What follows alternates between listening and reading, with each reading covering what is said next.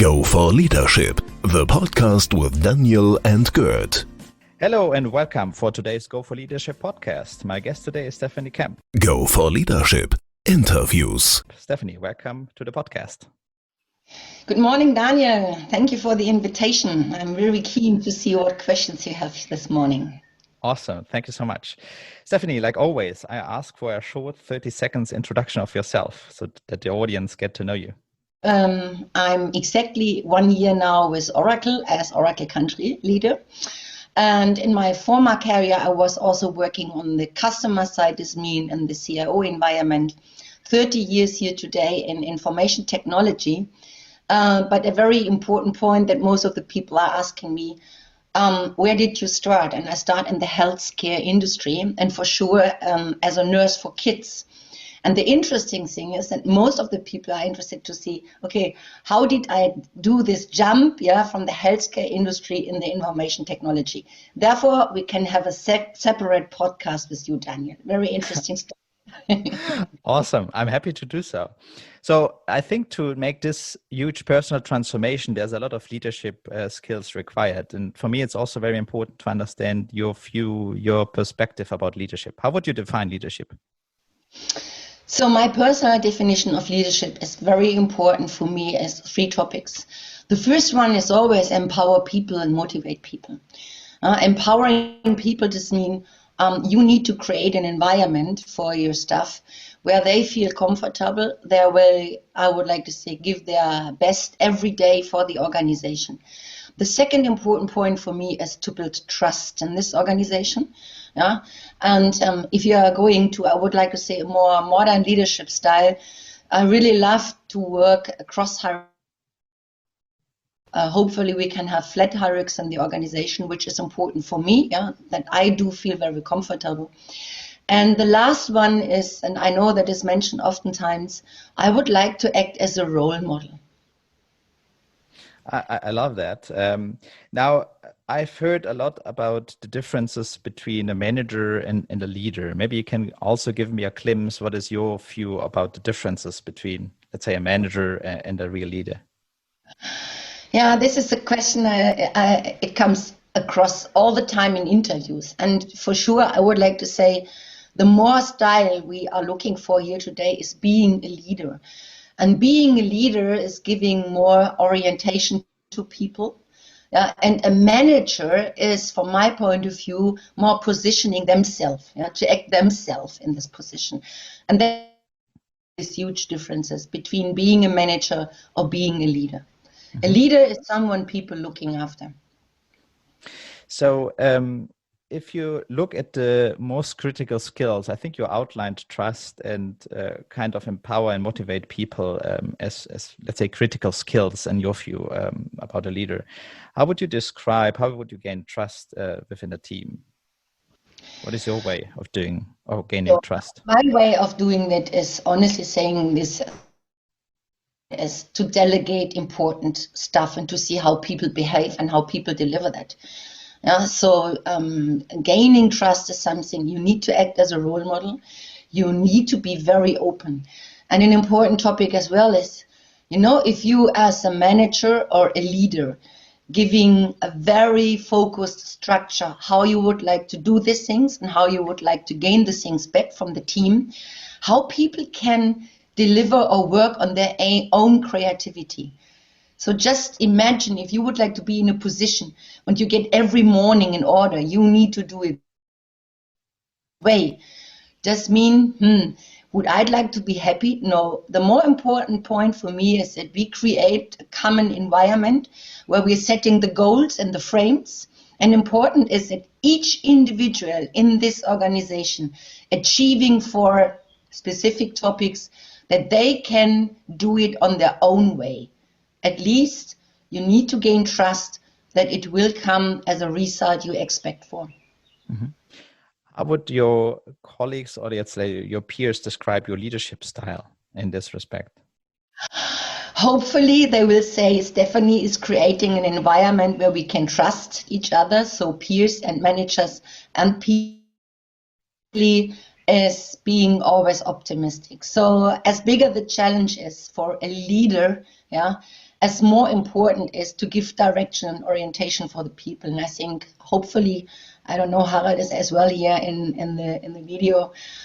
This is what people are saying. And yes, and being always positive. This is important for me. Yeah. I think this is in particular also very important in this, let's say, difficult times. You have nominated several times as CIO of the Year. So I think you have navigated through difficult and uncertain times. Maybe you can describe a little bit how you have navigated your teams through that difficult times. Let it be now a COVID crisis or whatever challenge you had in your career so far. Yeah, I think this is one thing which is also a character, I think, which a manager or a leader needs to have, is a kind of empathy, just to understand where people are and on different levels. And first of all, getting a flavor of in which situation you are in and how difficult are the times for us. And this is also what I did in the finance crisis, when I was working as a CIO for Vorwerk. And at the same time, I get the digital recruiting and onboarding in Oracle times, that I'm very proud that I create exactly this environment, that I put people on the table, that I'm asking for ideas and not saying this is a direction, because then you get a feeling of where the different individuals, people, team members are. And in that way is beside that we are all going for one target, and it's important to go for that target. Doesn't matter if you're working for a family branded organization or for a shareholder value organization. Important is what we try to achieve together, and ask the people to bring their ideas on the table, and never ever find your own lonely decisions. So this environment, what I talked before, of trust and empower people, is the best way to create this, I would like to say, environment that people can work with you together and not for you. And I think this is the slight and nitty-gritty different. Yeah. So, I mean, now within the time where we had to, let's say, overcome certain, let's say, physical distances between team members and people, let's say, around us, how did you, let's say, gain also here this specific level of trust, openness, and creativity? Yeah, here you need to implement some, I would like to say, mechanism that people can not only talk about business, that we need to find some corners, some time also to talk about private, to talk about your personal situation, really understand where you're in. And what we did in Oracle is in the last year, we created some, I would like to say, interesting sessions where we can work as enthusiasts. Yeah, just for an example, when you are entering a video conference here today, and what you can see oftentimes, people are not smiling. And not smiling could be a signal, okay, what's going on? So what we did in the first 4 weeks, we created a Slack channel and said, okay, send me a smile or give me a smile. So in German, es schenkt mir ein Lächeln. And the idea was that with some funny pictures, funny events with your dog, with your grandma, whatever that is, that people just can get remind on, there are other times beside only working in video sessions. Another topic is that we created also a nice app where people can enter some dates, and then by chance, you get different colleagues across the German organization for 20 to 30 minutes in the afternoon to have. This is very funny. And then it's not talking about business. It's just talking about where you are, what you are doing. And it's exactly the same if you are in an office and you would like to go for a coffee in the coffee corner, and you just can having, let's say, small talks on that. And that's important. Yeah. So tell me also a little bit about let's say, maybe a critical situation that you have been facing as a leader, and how you personally made the difference, let's say, to maybe resolve the challenge or the critical situation? Yeah, there are a lot of critical situations in the last 30 years, but I can remember one, and that was in the finance crisis in 2008, when the whole finance market was going down, and what you can see also, the consumer behaviors changed. And when I was in my former organization, for sure I was asked to reduce headcounts.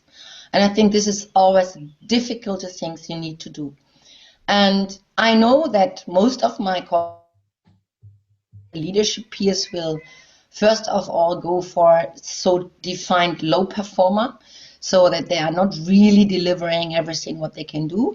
So I changed that and said, okay, which of my people, I know it's a risk, to lose these people, are able to find a new position easily because their profile are great.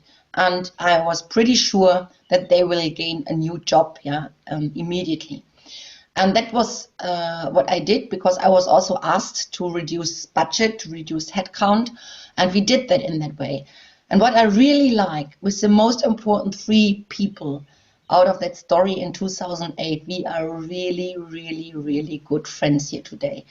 And what I liked is the feedback to say, Steffi, that was the best thing you ever did to me. Yeah, and that makes me really proud. So it's a different way of how we can act in that way. I like that a lot, because it shows, let's say, that there are, always different approaches to resolve a problem, and not always, let's say, the obvious one is the best one as a leader to execute, let's say it this way. Now let's switch gears a little bit now.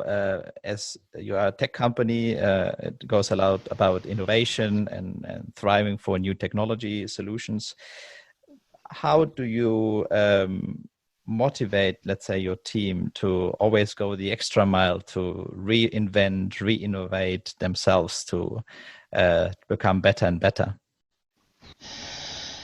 So how to motivate to do extra miles? And I repeat myself, first of all, they need to have the feeling that we are working together, and that they are not working for me or only for a logo or a company they are working in. Yeah, acting as a team.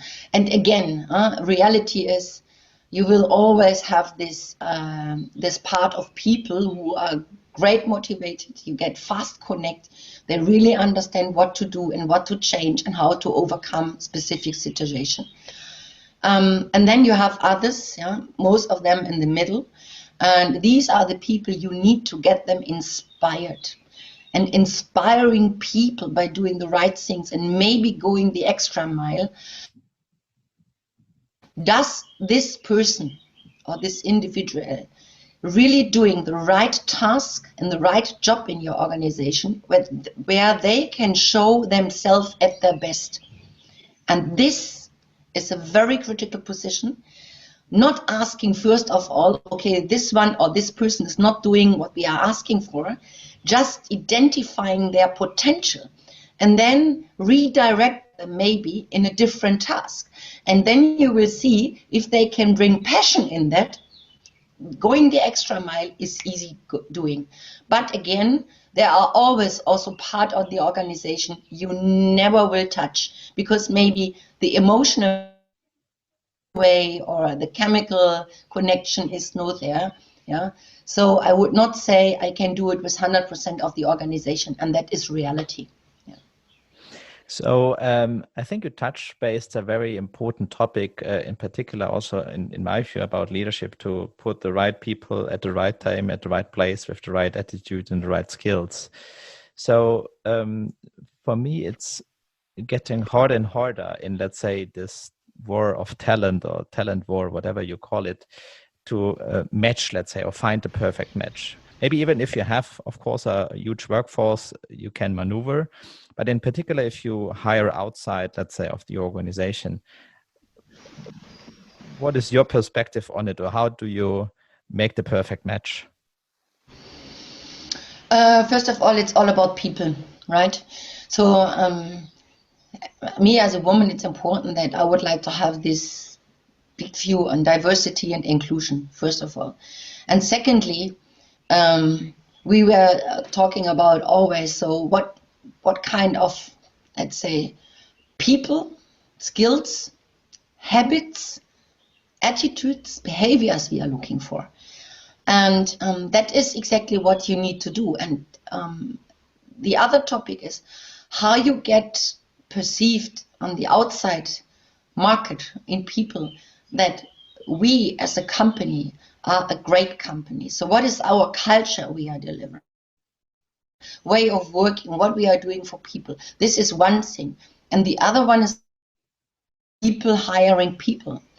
And yes, you need to find the right way to identify exactly the potential from the outside market. So make it more attractive. And I love to mix the organization with very young people, who make their first steps in the business, but also having very experienced and senior people in the organization. Because when you can bring these two together and they find the way to work and respect each other, it's a perfect match. That is what I'm looking for. I absolutely agree. So if you hear a little bit, let's say with your peers and with maybe customers that you are working, collaborating with, what is the challenges or the biggest pains they outline to you they have currently as a leader? So I would like to say, nothing different to what I experienced over the last 30 years. So it depends on products. It depends on individual project situation. It depends on, let's say, agreements the customers have with the organization. And for sure, if you have once made it as a customer, from a prospect to a customer, it's important that you serve your customer in the best way. And if you go to a or like, let's say, an elephant, you cannot talk to each individual in your organization, how important is each customer. But the most important point, and that makes me proud to work for Oracle here today, is that one of our strategic goals is that we are facing more the situation coming to the customer centricity, which is not only a buzzword. Just listen to the customer, and then identify customers' needs are, and then find a solution. And this is one of the transformation I think we need to go through. But this is not only with us in Oracle. I think these are all organizations across the world, that we are more focused on the customer needs, the customer demand. So, and this is important thing what we need to consider here, also for the future. So I think one aspect of the transformation, and I'm happy that you touched the topic, is of course the maybe I call it the agile way, right? So in the agile way, there's a lot of talk about customer passion, customer centricity. So how do you deal with this agile transformation at Oracle, and how do you, let's say, personally implement it in the German organization? So first of all, the question is agile always the best way, Daniel? So honestly saying, to a certain extent, there are some other ways I would like to say we can do it in our more conservative methodology, how to act in a specific part. But nevertheless, agile does mean, what does agile mean for us? Agile means we are more customer focused, we are more flexible, or we are faster, and then we can react in short terms targets or goals. That's for me the most important point of agile. And here you need to find a way. And what does mean transformation? At the end of the day, it's again the question of, do you find the right people in your organization who do that? What I did in Oracle in the beginning, yes, for sure. It's fair to say if you have a start in the organization and then you screen some of our approaches, daily activities, and our core businesses. And in Oracle, I'm very proud that we implement a target operating model where we, as team and across hierarchy on all layers, I invited people to work with me together to see what we need to improve. Complaining is one thing, but really acting and changing the things and being part of it and not only affected is the different thing. And that is the first step into working agile, that people do not have the feeling, I'm staying outside, what's going on, now I'm in the arena and I can deliver my part in that. And this is my target operating model. And I can tell you some easy things if you go to all these virtual meetings. So for sure, if you sit in a meeting 30 minutes and 30 minutes and 30 minutes, and it's getting somehow 10 or 12 hours a day. Is this a kind of happiness? No. This means first is how we can change our meeting culture. This is a very, very small thing. How you can organize yourself in your calendar. How did I do my self-organization in this new world affected by the pandemic? And all these topics, we put in this, let's say, target operating model. We had also an employee survey with very, very good results where we can exactly identify what our people need. And listen to your team and listen to your people is also exactly the same like listen to the customer. And I think that's a very important aspect, in particular in implementing, let's say, change initiatives, because I mean we are in constant change.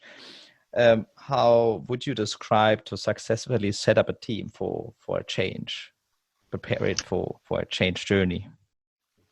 First of all, two things. The easiest one is you need to identify colleagues who love to change, and you need to identify colleagues who have a huge resistance to change. If you put them both together and you can see that the smaller one who is just running to say we need to change, and have that outside-in view, but also the inside-out view is important because you cannot change all the processes. Oftentimes you have processes in place for a good reason, and this is exactly what these people together need to create as a new. And I can tell you my experiences in the last years when we were talking about change and transformation, that most of the people in your organization love to change, but the comfort zone is the biggest hurdle. Yeah. Just to say how we can bring people out of the comfort zone. And what we are doing here is also to give them ideas how they can smell to change something in your daily routine and how does it feel and what does it make with you. This is very important. Change your morning routine. And then you can see what does mean getting out of your comfort zone. Daniel, you told me you have 3 coffees in the morning. Skip the coffee in the morning and try to do it in the afternoon. You will see what does it mean getting out of the comfort zone. I love that, and challenge accepted. No, I think you, as you said, right, the change starts with ourselves, and I need to start building a certain, let's say, change in my routine before I let's say can stimulate the change also for an organization. And it starts with the little steps, not with the big steps. The big steps anyhow will not get through. But I can just, I love to have, let's say, different cultures in the organization. Yeah. And also people coming from different angles, from different experiences.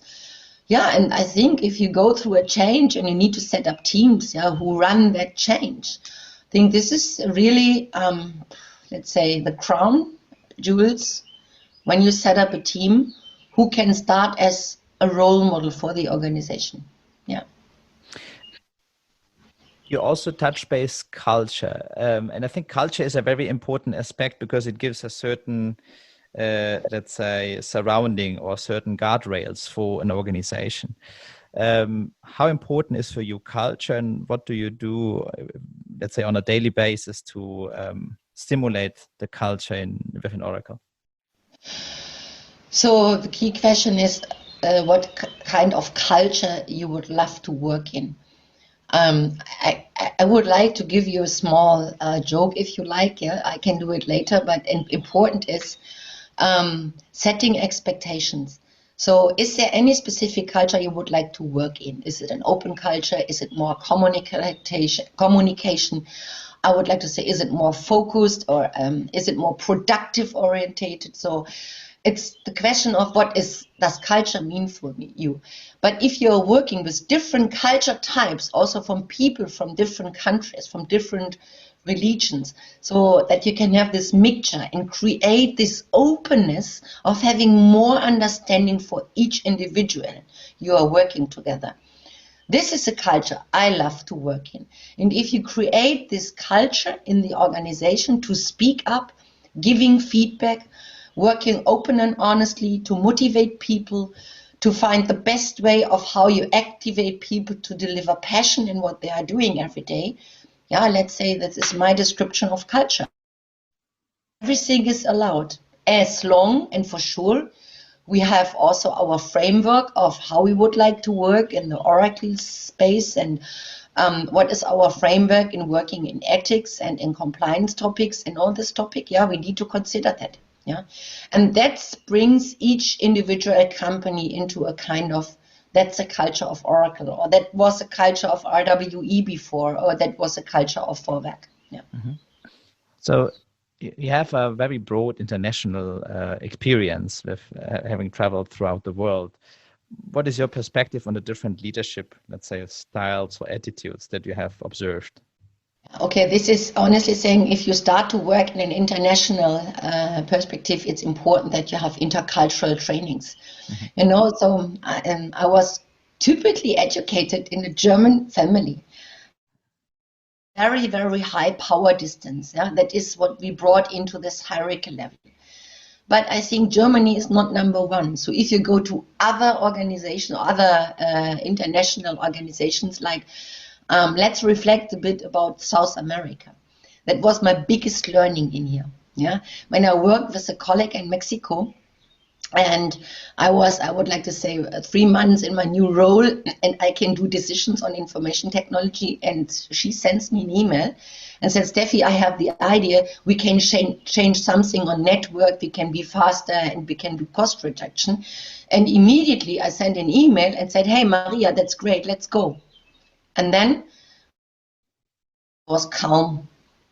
And 2 weeks ago, she came back to me and said, Stefanie, can I have a decision? I said, hey, Maria, I did it immediately. And she said, no, you need to talk to your manager. And you need to have 10 managers to have this decision. I said, no, this is not the German way of working. Yeah, I am empowered to do the decisions. And the Mexicans never will do that. Yeah, before they will find a decision, they go to the boss and the boss and the boss, and it takes minimum 2 weeks. And from that point on, when I'm working with South American people and they are asking me something, I keep the information for some days before I reply. That's something on the learning curve you need to make. Yeah. I like the example. I can completely, let's say, understand that. So I think also something we touch base is inclusiveness in particular in global organizations and teams. How we can make it more attractive also in particular in the IT sector for women to succeed as leaders and to find, let's say, their way of getting into leadership positions. Now you touched my emotional point here. So yes, for sure. So I'm 30 years here in information technology. And when I start my career, what you can see is I was in Düsseldorf and we had a meeting in a hotel, and the participants were having 200 black-tied persons and only 2 colorful persons in that organization. There were 2 ladies. So, and yes, for sure, in the beginning it was much easier because we were, let's say, something interesting for them. Yeah, and over the years it became more, let's say, a point of that people have a resistance to work with ladies in the information technology. And they were spreading around to say they are very emotional and they are fighting each other. This is also bullshit bingo. Yeah? So you need to open up this culture to build this inclusiveness. And here specifically we are talking about diversity. And what I'm doing over the years and in my career, let's say it that way, I was very, very happy to meet 3 men who did a very important and a very empowered decision to bring me in a leadership position. And what we can do today, we have a lot of successful ladies in information technology that we can create an environment with a, let's say, more younger woman who would like to take the career in information technology, to mentor them, to do some sponsoring, to identify these potentials across organizations. That's the reason why I'm engaged I'm very engaged in the ECO Association with the Ladies in Tech, where I was very proud to get the first award 2 years ago. And I'm also working in Oracle Women Leadership internally, where I'm the exec sponsor for Germany to create an environment where women feel welcome. That's important. Yeah, welcome, and they can show also what they would like to do at their best, and giving them room, yeah, to improve. And yes, in Germany, still these stereotypes in our culture. And over the years, and I know I will not stay alive, yeah, when we really get the change in Germany, but I can initiate it, because my point of view for we need to have minimum 2 more generations to achieve or to see that we achieved our goals and that no one will talk about it anymore. I think one very important aspect, because I also do lectures at the university, is to prepare, let's say, all kind of new leaders for the jump into the first leadership position. I mean, it's always the question, of course, if you can prepare somebody, but I think there are certain ways to prepare all kind of characters for a leadership role. What is your perspective on it? Do you think we are, in Germany in particular, prepared for preparing, or let's say for growing, let's say, good leaders? This welcome culture is important. And first of all, is there a person? Yeah, and you see, I can see it in more younger generations here today. That when a young lady will see how many hours a day, yeah, I'm spending in my leadership position, oftentimes they are saying, no, Steffi, this is not the way I would like to work. Yeah? The other thing is that oftentimes having these managers or leader positions, it takes a lot of time in your life. But nevertheless, it's important of what is your personal willingness or readiness to take over something. And for sure, our leadership style and also the manager style will change.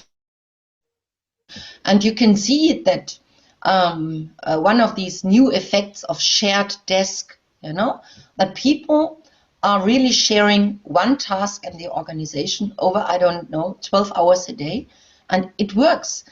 But we feel comfortable with that here today? No, what I mentioned before, we need to get out of the comfort zone, and we need to get proof that it will work for us. And these are the new things you need to motivate people. But I cannot say there is each character is easy and possible to take over a leadership role or will start a great career. So it's a very individual thing.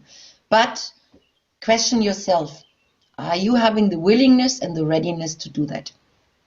And you need to be very sustained over the years to work on that. It's going oftentimes back and forth and back and forth. Yeah. I mean, it's a journey in my perspective, with a lot of phases where you self-reflect. I'm on the right path. Maybe some skills I'm still missing, etc. Right? Yeah, and then you need to be, let's say, very courage to do so. So being or having a very clear career path in front of you does not mean you are going always up and up and up, as you mentioned, Daniel. Sometimes you need to do a side by step, yeah, to add on some experiences in missing skills, yeah, or in missing competencies. You need to be very open for feedback. Feedback is so important, yeah, that you are always listening and asking the people, can you please give me a feedback? Also a critical one, how you perceive me. Can I change something? Is it easier to doing it that way or that way? So feedback is one of a very, very important topic for me as well in my last 10 years. Yeah. And I think feedback is also a great tool with entering, let's say, my last question, which would be, what would you have told the younger Steffi when she started her career? What advice would you have given her? The first important thing is stay authentic. Yeah. So if there are something, and yes, for sure, you are doing a lot of learnings and courses and I don't know, whatever. But if you try to adapt something which people feel that is more artificial and it's not you, then I think this is the most important point, stay authentic. That helps. And then people can really rely on you and exactly knowing, and that is your personal brand, where you are and what you are standing for. Today it's easy for me to saying that. Yeah, but this is a reflection you can have here today in this position. Looking back 30 years, I exactly know that how many times I try to copy someone, yeah, a specific profile or an idol, yeah, unless I find my own personality. And I think this is also okay. As long you have a feeling that fits for me, this is what I can accept and adapt for my style, how I would like to work, and then it stays authentic. The most important recommendation I always give also in my mentor sessions.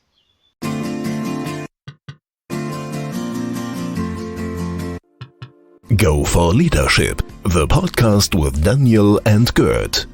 I love it. Thank you so much, Steffi, for being our guest today in the Go for Leadership podcast. Thank you, Daniel. Go for Leadership, the podcast.